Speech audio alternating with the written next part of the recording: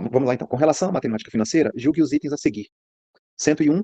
Caso, para executar uma mesma tarefa, a máquina A seja 25% mais eficiente que a máquina B, então, se a máquina B de bola levar 12 horas para executar a tarefa, a máquina A levará 9 horas e 36 minutos.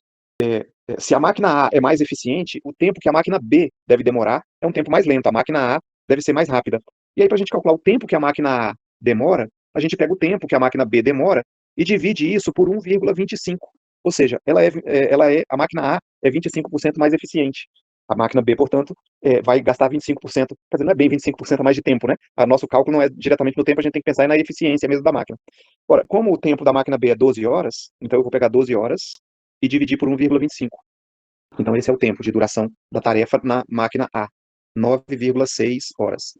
Ora, isso é equivalente a 9 horas e mais 0,6 hora, né? E como uma hora são 60 minutos, eu multiplico 0,6 vezes 60 minutos. Isso vai dar, então, 9 horas e 36 minutos, que corresponde exatamente ao que foi dito aqui, né? 9 horas e 36 minutos. Então, a máquina A, efetivamente, vai levar esse tempo. Tá correto, portanto, esse item. Vamos para o item 102. Suponha que o faturamento de uma loja seja o seguinte, né? No mês de março diminuiu 8% em comparação ao faturamento de fevereiro, no mês de abril diminuiu 10% em relação ao faturamento de março, e no mês de maio aumentou 20% em relação ao faturamento de abril. Nessas condições, o faturamento da loja em maio foi inferior ao faturamento de fevereiro. Então a gente quer comparar o faturamento de maio com o de fevereiro. Ora, o faturamento de maio ele vai ser obtido a partir do faturamento de fevereiro pelos seguintes cálculos. No mês de março, diminuiu, né, 8% em relação a fevereiro. Isso significa pegar 100% menos 8%, dá 92%. Escrevendo isso na forma unitária, 0,92. Ou seja, ignora por um momento que esse M representa maio, tá? Pensando só em março, março em relação a fevereiro, o faturamento de março em relação a fevereiro vai dar o faturamento de fevereiro multiplicado por 0,92. Esse resultado, então, aqui é o faturamento de março. Pois bem, em abril, o faturamento diminuiu 10% em relação ao de março. Então, esse número corresponde ao faturamento de março, e o faturamento de abril, como vai ser 10% a menos, vai ser, portanto, 90%, ou seja, 0,9 vezes o faturamento de março. O resultado dessa conta vai me dar o faturamento de abril. Depois, lá no mês de maio, agora, aumentou 20% em relação ao faturamento de abril. Aumentar 20% significa pegar o faturamento de abril e mais 20%. Então, pegar 100% do faturamento de abril e mais 20%. Isso é equivalente a 120%, ou escrito na forma unitária, 1,2. Pronto, agora sim, esse é o faturamento do mês de maio. Efetuando a multiplicação entre esses números, a gente vai saber quanto por cento do faturamento de fevereiro vai corresponder ao faturamento de março. Então, o que eu tenho que fazer é multiplicar 0,92 vezes 0,9 e vezes 1,2. Então, o faturamento do mês de maio ficou igual ao faturamento do mês de fevereiro, multiplicado por 0,9936, ou seja, 99,36% do faturamento de fevereiro. Portanto, foi de fato inferior ao faturamento de fevereiro. O faturamento da loja em maio foi de fato inferior ao faturamento de fevereiro. Então, correto esse item também. Aqui é uma composição de taxas, no final das contas, né? Composição de taxas. Quando diminui, você pega 100% menos 8%. Quando aumenta, menos aquela taxa que diminuiu. E quando aumentar, 100% mais aquela taxa que aumentou. Uma composição de taxas. Isso é importante porque sempre a taxa se refere em relação ao faturamento do mês anterior, né? Se refere ao mês anterior sempre. Se esse número 10%, 20%, se tratasse de diminuições ou aumentos sempre em relação ao mês de fevereiro e não em relação ao mês anterior, aí a conta não seria por essa multiplicação aqui. Seria, no fundo, apenas uma mera soma de taxas, né? Aqui, ó, o que eu estou querendo dizer é o seguinte: troque aqui nessa palavra março, troque por fevereiro. E nessa palavra abril, troque também por fevereiro. Como é que seria a resolução nesse caso? A resolução nesse caso ia ser assim. Desculpe, eu escolhi o trem errado aqui. O que eu queria era isso aqui. O faturamento no mês de maio, então, seria o faturamento de fevereiro multiplicado por... o primeiro não ia mudar nada, porque de fato é 92%, porque já é em relação a fevereiro mesmo, né? Mas o que eu quero dizer, deixa eu indicar dessa maneira. O 100% menos o 8%, em fevereiro seria isso mesmo, quer dizer, em março seria isso mesmo, mas em abril, aí seria que somar mais 10%, aliás, diminuiu, né? Então, menos 10% aqui também, e aumentou 20%, então mais 20%. Seria essa composição de taxas que a gente faria, né? Quer dizer, seria uma soma algébrica das taxas e não as multiplicações pela composição das taxas. Então, Só para caber aqui na coisa. 100%, menos 8%, menos 10% e mais 20%. Essa seria a conta a ser feita. E aí, aqui, 20 menos 10 dá 10, 10 menos 8 dá 2, e aí o resultado aqui, nesse caso, seria o faturamento multiplicado por 102%. E aí, a palavra inferior estaria errada, né? Seria superior. Nessas condições, nessas novas condições que eu estou mencionando, o faturamento da loja não seria não inferior, e sim superior. Quais são as condições que eu estou falando? Aqui a gente troca a palavra março por fevereiro, e aqui a gente troca a palavra abril por fevereiro. Então, nessas novas condições em vermelho, a resolução seria aquela ali, indicada com esse texto vermelho. E aí o item seria errado, né? Aí, nesse caso, o item passaria a ser errado, porque a palavra inferior estaria, né, indicando a informação falsa. Item 103. Se for de 25% a margem de lucro sobre uma mercadoria que é vendida com 25% de desconto, então, antes do desconto, a margem de lucro na venda da mercadoria era superior a 65%. Então, como é que é a situação aqui? Eu estou vendendo um produto e ele já está com um desconto de 25%. E a margem de lucro desse produto é de 25%. E aí eu quero saber qual seria a margem de lucro antes de haver o desconto. Aqui a gente tem que brincar com o seguinte, olha, quando a gente olha para a margem de lucro, a gente calcula sobre o preço de custo. A margem de lucro, ela costuma ser calculada sobre o preço de custo. Então, vamos chamar de C aqui o preço de custo. Esse preço não mudou, nem antes, nem depois de haver o desconto, né? O preço de custo permanece. O preço de custo é o preço pelo qual o comerciante comprou a mercadoria lá do fornecedor dele. Esse preço não mudou. O preço de venda é que está mudando antes e depois do desconto, né? Então, o preço de venda depois do desconto, eu vou chamar de V1, o preço de venda aqui depois do desconto. O preço de venda, ele vai ser assim, ó. Eu estou com uma margem de lucro de 25% depois do desconto. Deixa eu indicar isso aqui.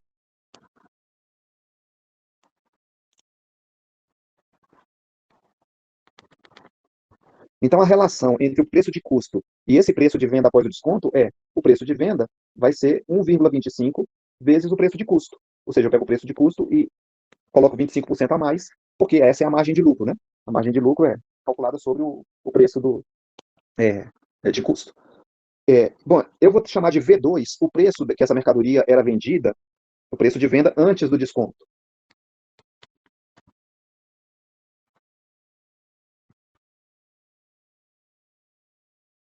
Bom, aí eu tenho agora, então, uma relação entre o V1 e o V2. Porque após o desconto ele é calculado sobre o preço V2. Então, o V1 ele vai corresponder a 0,75, ou seja, 100% menos 25%, calculado sobre o V2. O desconto ele é calculado sobre o preço de venda. A margem de lucro é calculada sobre o preço de custo. Então, o preço, melhor dizendo, o desconto ele é calculado sobre o preço de vitrine, né? O valor nominal, que a gente chamaria na matemática financeira. Né?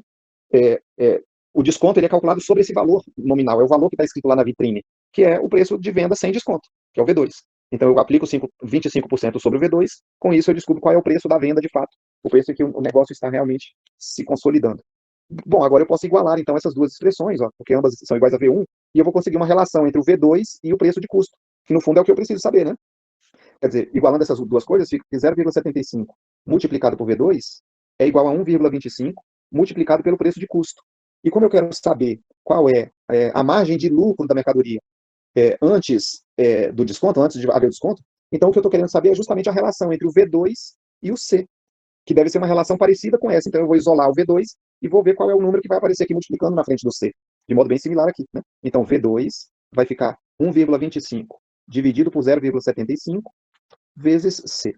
Então, o V2 ficou 1,67, né? Deixa eu arredondar aqui com duas casas decimais. 1,67 vezes C, o que significa que a margem de lucro está em aproximadamente 67%. A afirmação do item é que é superior a 65%. Então, está correto. A margem de lucro, antes de haver o desconto, a margem de lucro era superior a 65%. Item 104. Considere que um empréstimo de R$ 10.000 tenha sido contratado com uma taxa de juros de 8% ao mês e que deva ser quitado em 3 meses. Considere ainda que tenha sido feito um pagamento de R$ 3.500 no primeiro mês e outro de R$ 3.200 no segundo mês. Nessa situação, no terceiro mês, o valor a ser pago para quitar a dívida será superior a R$ 5.000.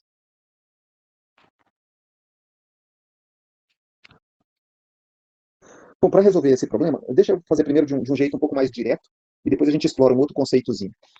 Primeiro raciocínio aqui é a gente montar um fluxo de caixa. Então, representa aqui, ó, uma linha do tempo, e aí nós pegamos esse empréstimo aqui, ele tem que ser quitado, né? Quitado em 3 meses. Então, vamos indicar aqui, ó, o mês 0, o mês 1, mês 2 e mês 3. E vamos fazer o fluxo de caixa aqui sob o ponto de vista, não sei, do emprestador, de quem está emprestando dinheiro. Então, na data 0, vai sair do bolso do emprestador R$ 10.000. Eu indico isso com essa setinha aqui para baixo.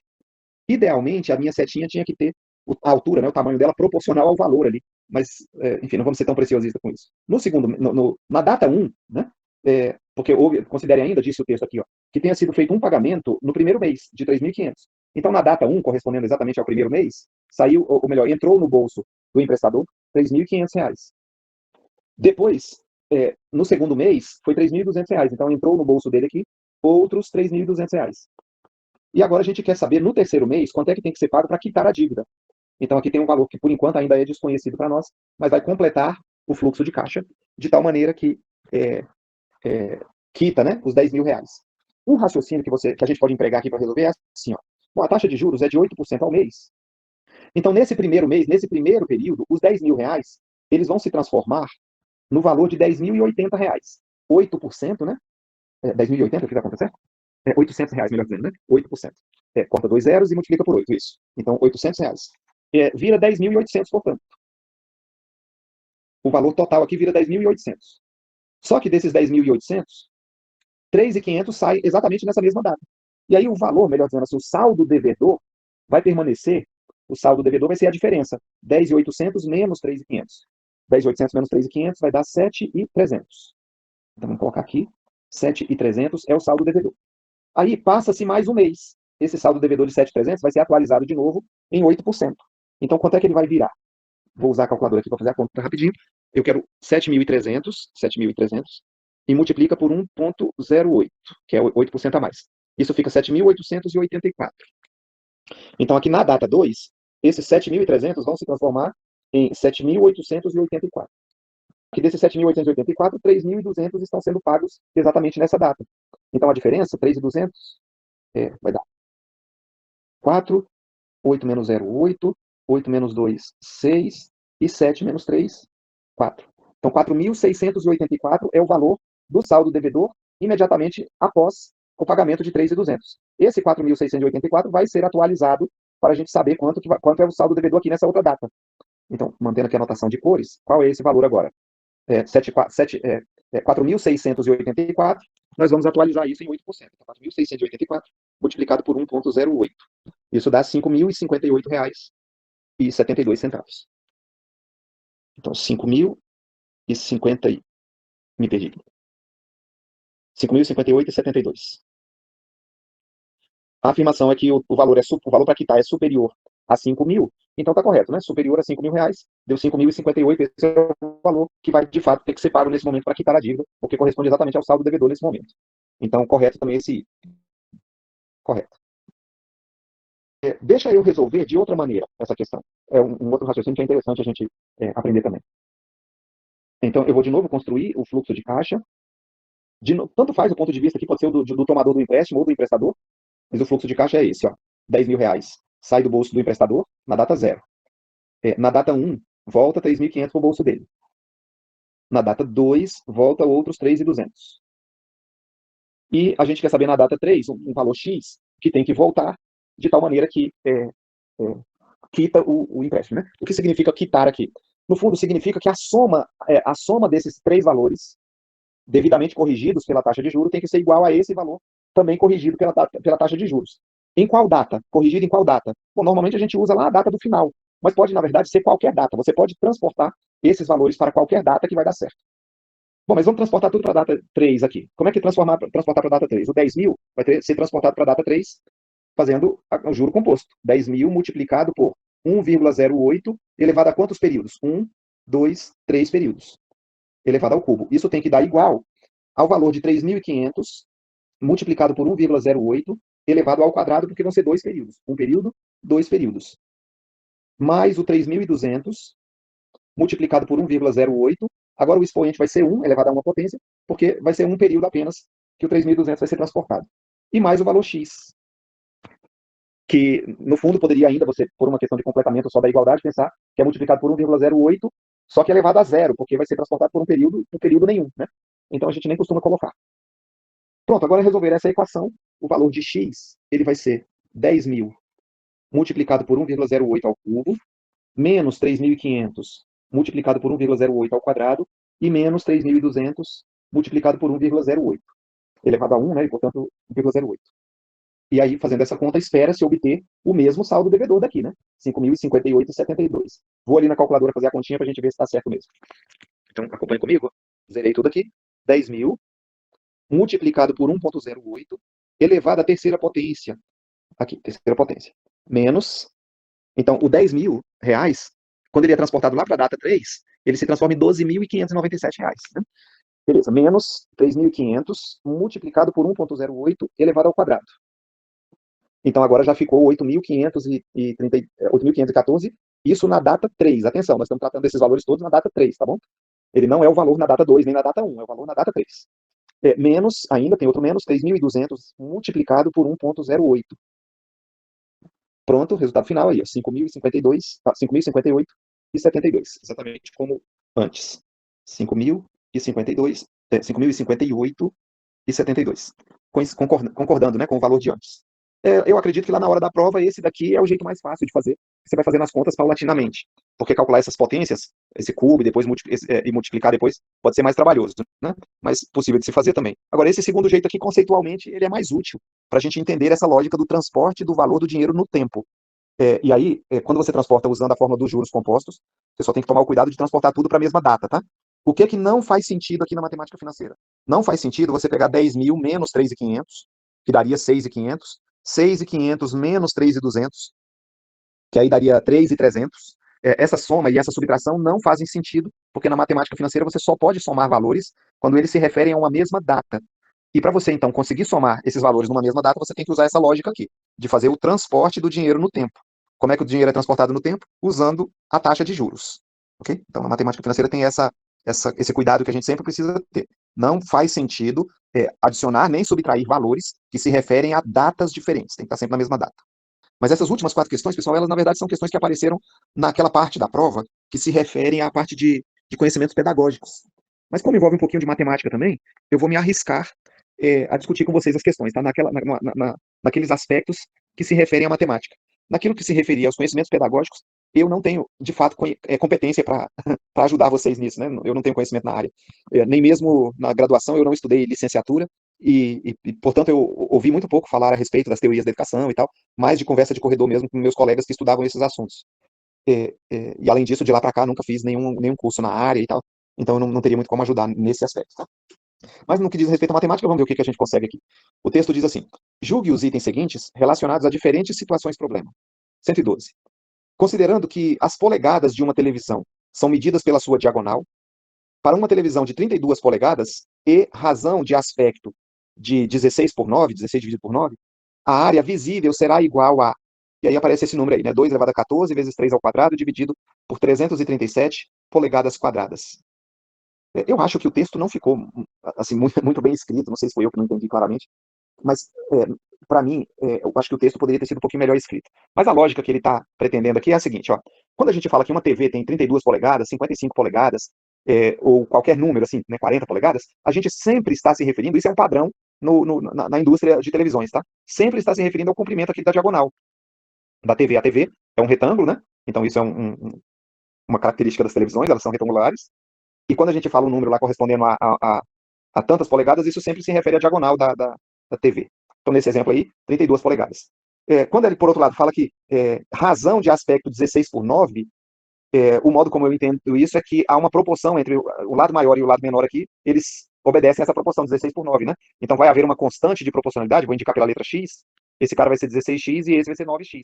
Ou seja, se eu dividir o comprimento pela largura, o resultado dá essa proporção que ele disse aqui, 16 por 9. E aí a gente quer calcular qual é a área visível da tela, né? Qual é a área da tela. E aí tem esse número gigante ali para se trabalhar. Ora, a área da tela é o produto, base vezes altura, é a área de um retângulo, base vezes altura. Só que a gente vai precisar descobrir quanto que é o valor de x. E aí a gente pode aplicar o teorema de Pitágoras aqui, porque a gente conhece o tamanho da diagonal, né? Então, 16x ao quadrado mais 9x ao quadrado, isso tem que dar igual a 32 ao quadrado. E como na resposta dele aqui está indicado em potências de 2 e de 3, o 337 é um número primo, né? Por isso que ele não indicou. Então, como ele indicou por potências, eu não vou nem me preocupar com fazer os cálculos mesmo, vou deixar tudo indicado em potências. Então, 16 é 2 elevado a 4. 2 elevado a 4 elevado ao quadrado dá 2 elevado a 8. X ao quadrado. O 9 é 3 ao quadrado. 3 ao quadrado vai dar 3 elevado à quarta potência, vezes x ao quadrado. E do outro lado, o 32 é 2 elevado à quinta potência. 2 elevado à quinta elevado ao quadrado vira 2 elevado à décima potência. E aí, isolando o valor de x aqui, eu vou ter x ao quadrado vai ser 2 elevado à décima potência, dividido por 2 à oitava e também por 3 elevado à quarta. Esse é o valor do x ao quadrado. Deixei tudo assim, porque foi a forma como ele indicou os números ali, eu estou evitando fazer as contas, né? Evitando fazer cálculos. Depois aí eu quero a área agora. A área vai ser base vezes altura. Então, 16x vezes 9x. Isso é a área, base vezes altura. Isso aqui embaixo eu acho que eu vou até precisar fazer a conta, né, para chegar no 337 ali. Mas o que eu tenho antes ainda aqui, 2 elevado à quarta potência vezes x, deixa eu melhorar, 2 elevado à quarta vezes 3 ao quadrado vezes x ao quadrado. Isso é a área, né? 2 elevado à quarta é o 16, o 9 é o 3 ao quadrado e o x vezes x é o x ao quadrado aqui. E aí eu vou substituir agora o x ao quadrado por isso aqui que eu descobri que ele é, ó. De modo que a área vai ficar igual 2 elevado a 4 vezes 3 ao quadrado, eu estou pegando isso. Agora eu vou multiplicar por x ao quadrado, que é isso. Então, 2 elevado a 10 dividido por... Aqui embaixo eu vou ter que fazer a conta, né? 2 elevado a 8 é 256. E 3 elevado à quarta potência é 81, né? 3 à quarta é 81. Aqui no numerador, então, eu tenho 2 elevado a 10 vezes 2 elevado a 4 é 2 elevado a 14, vezes 3 elevado ao quadrado, que é esse daqui. E 1 mais 6, 7, no denominador. E 25 mais 8, 33. Então deu 2 elevado a 14 vezes 3 ao quadrado dividido por 337. 2 elevado a 14 vezes 3 ao quadrado dividido por 337. Então, correto. A área visível, de fato, é igual a esse tanto aí de polegadas quadradas, né? Polegadas quadradas, que é a unidade de área, né? Unidade de área é a unidade de comprimento elevada ao quadrado. Beleza, próxima questão. Suponha que dois amigos frequentem a mesma academia todos os dias da semana, mas só se encontrem lá eventualmente. Suponha que um deles vá à academia a cada 4 dias e o outro a cada 3 dias. Nesse caso, se eles tiverem se encontrado na academia na última segunda-feira, então o próximo dia em que eles irão se encontrar será no sábado. Ora, tem uma informação inconsistente aqui na questão, né? Porque diz que eles frequentam a academia todos os dias. E depois diz que um deles vai a cada 4 dias. Ora, como pode ir ao mesmo tempo todos os dias e a cada 4 dias? E o outro, como o outro pode ir todos os dias e também ir a cada 4 dias? Então eu acho que essa parte aqui do texto, esse pedacinho aqui, ó, foi colocado aqui por engano, ele deveria ter sido suprimido. Depois, de fato, quando eu fui olhar lá no gabarito dessa questão, ela veio a ser anulada posteriormente. E eu acredito que o motivo é esse. Se a gente tirar esse pedacinho aqui, ó, aí não fica mais com a inconsistência. Quer ver? Vamos ler de novo. Suponha que dois amigos frequentem a mesma academia, mas só se encontrem lá eventualmente. Então não faço mais a afirmação de que eles se encontram todos os dias. E aí um deles vai à academia a cada 4 dias e o outro a cada 3 dias. Ora, eles se encontraram então na última segunda-feira. Encontraram na segunda-feira. Quando é que eles vão se encontrar de novo na academia? A quantidade de dias que vai ter que se passar até que eles se encontrem de novo vai ser o mínimo múltiplo comum entre 3 e 4. Portanto, 12 dias. Vai ser 12 dias depois é que eles vão se encontrar na academia, né? Então vamos pensar assim, ó, segunda-feira, terça-feira, segunda eles se encontraram. Terça não, quarta não, quinta não, sexta não, aí vem o sábado, e aí depois o domingo. Deixa eu começar com o primeiro dia da semana aqui, né? O sábado eu estou representando pelo sétimo dia. Então domingo, primeiro dia da semana, depois, segunda, não se encontraram. Terça, não se encontraram. Porque ainda não deu os 12 dias, né? Ó, um dia, 2, 3, 4, tem que ser 12. 5, 6, 7, 8 na terça. Quarta-feira, 9 dias. Quinta-feira, 10 dias. Sexta-feira, 11 dias. O sábado dá o 12º dia. O 12º são 12 dias depois. Era isso que o elaborador queria, né? Eles vão se encontrar. E aí o no também fica meio mal empregado. Seria melhor que ele colocasse num sábado, né? Porque já vai ter passado um outro sábado aí no meio, né? O sétimo dia da semana aqui. Então, me parece que duas falhas na questão. Tanto aquele pedacinho ali que não deveria estar, e aqui se ele colocar no sábado, dá uma ligeira impressão que é no primeiro sábado na sequência, né? Encontrou na segunda e já se encontra de novo no sábado. E eu acho que o que ele quis dizer é num sábado. E aí o item seria correto nesse caso. Mas é um correto aqui, na verdade o item foi anulado, apareceu assim lá no gabarito oficial. Beleza, vou mais adiante. Bom, 114.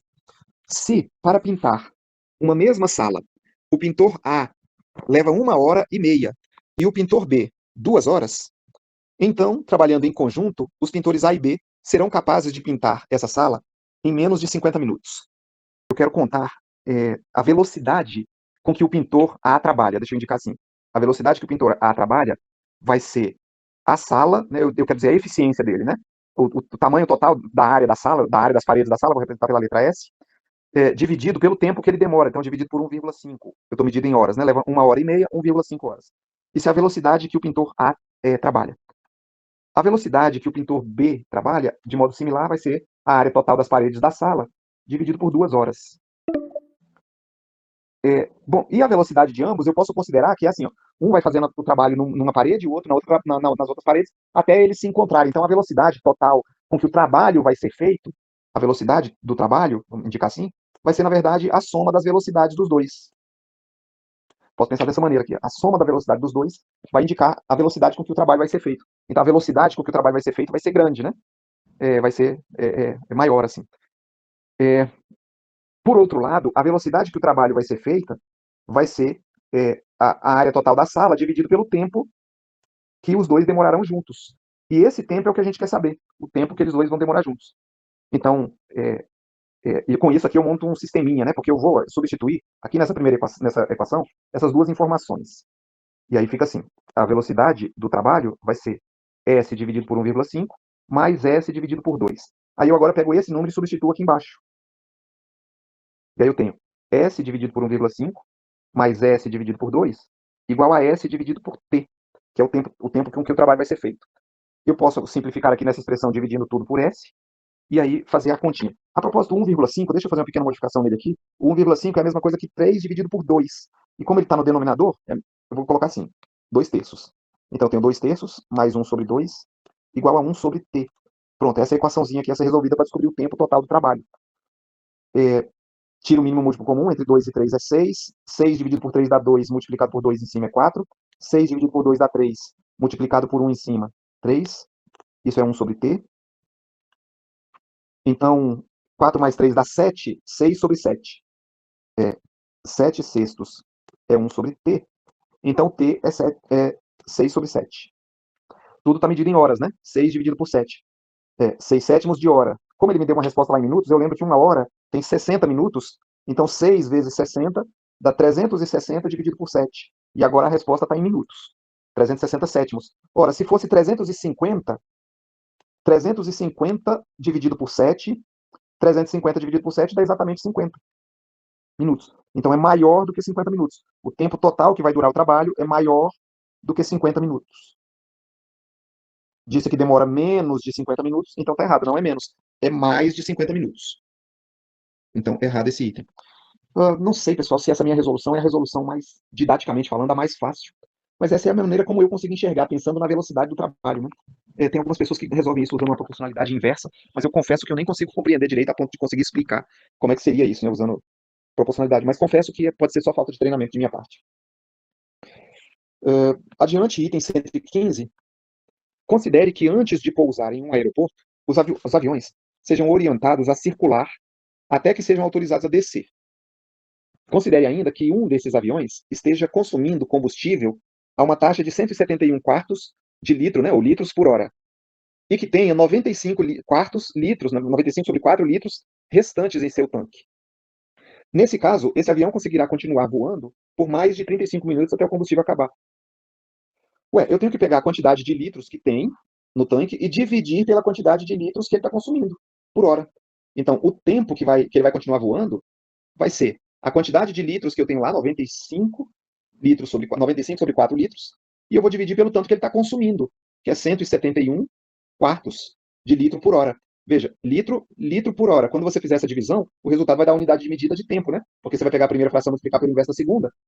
A unidade de medida de capacidade, o litro, vai se cancelar e o hora vai para o numerador, porque está no denominador do denominador, né? Está no denominador do denominador. Então ele vai para cima. Então, simplificando aqui, esse 4 vem cancela também. E aí eu tenho 95 sobre 171. Ora, 95 vezes 60 minutos dividido por 171. E o 171 ele é divisível por 3, porque a soma dos algarismos, 1 mais 7 mais 1, dá 9, como 9 é divisível por 3, o 171 também é. Então, 150 dividido por 3 dá 50, e 21 dividido por 3 dá 7, então 57. Ó. Então, a conta, continuando aqui embaixo, a conta seria assim, ó, 95 vezes 20 agora, porque eu dividi por 3 em cima e embaixo, dividido por 57. Ainda dá para dividir por 3, né? Porque 5 mais 7 dá 12. Só que agora o 95 parece que não é, né? 95 não é divisível por 3, o 20 também não. É que não ajudou tanto assim, não. Eu achei que fosse ajudar mais um pouco, mas nem foi lá essa Coca-Cola toda, não.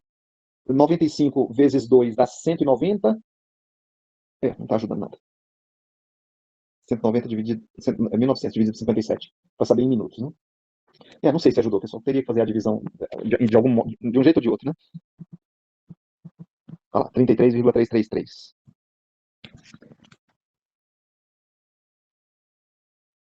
Bom, 33 minutos. O texto disse que é mais de 35.